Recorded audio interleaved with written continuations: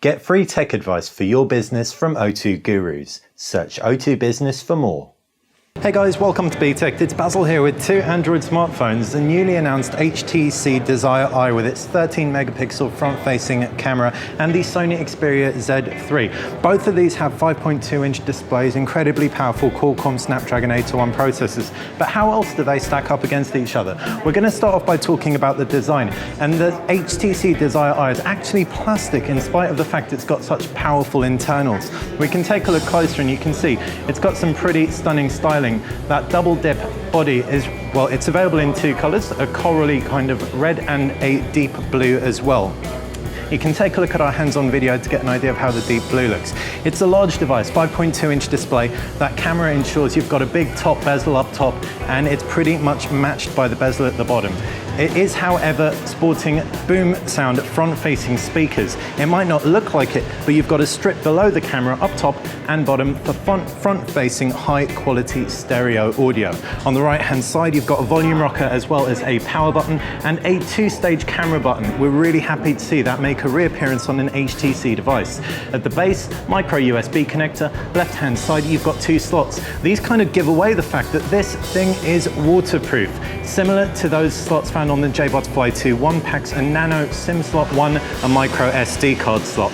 Up at the top, 3.5mm headphone jack, and on the flip side, another 13 megapixel camera. Both cameras have dual flashes, one warm, one cool, in order to ensure you have the best white balance you can get.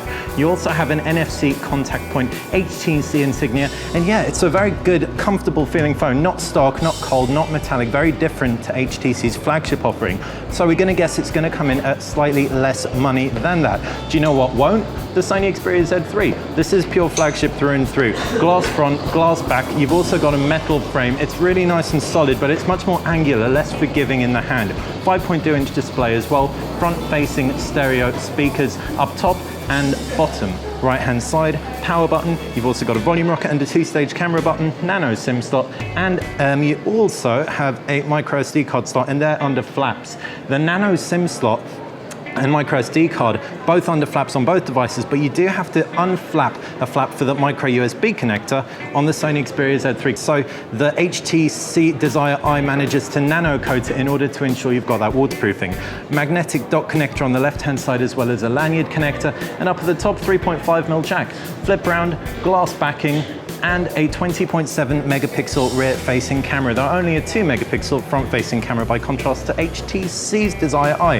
As far as those screens go, both 5.2-inch IPS LCD displays, or the HTC is an SLCD display. Same kinds of pixel densities, which means sharpness, and you can see as we pull in closer, you've got the same kinds of quality. We're gonna have to put it through a rigorous test before we give you anything too conclusive, but HTC is well known for producing fantastic screens. Those user interfaces, Android across both, but it's different Androids. Sense 6 on HTC's device. This is virtually identical to the HTC M8 experience. You've got home screens, you've got bling feed to the left-hand side, pull down with one finger to pull down notifications tray, pull down with two fingers to activate your quick toggles, and you can jump into your applications tray. This is all vertically scrolling, so the actual UI really nicely matches the hardware.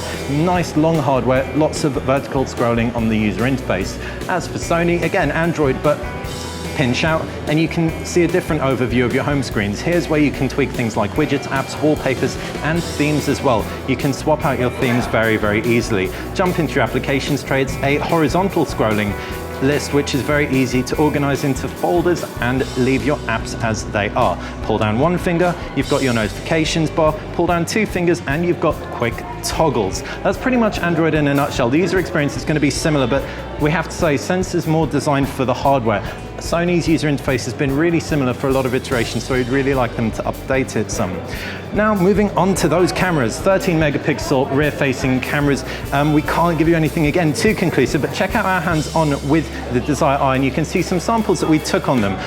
When we do give you our full review, we will link through in this video.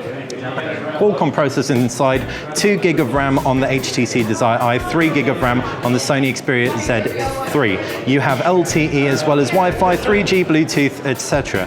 As for availability, you can expect the Desire Eye to land a little bit late this year in the next couple of months in the UK. Haven't had pricing confirmed yet or networks confirmed, but watch this space. The only other real thing to speak of is battery, and there's quite a big discrepancy there. You've got a 3,100 milliamp battery in the Xperia Z3, whereas you only have a 2,400 milliamp battery in the HTC Desire Eye, so you can expect the Z3 to outlast the Desire Eye a fair bit.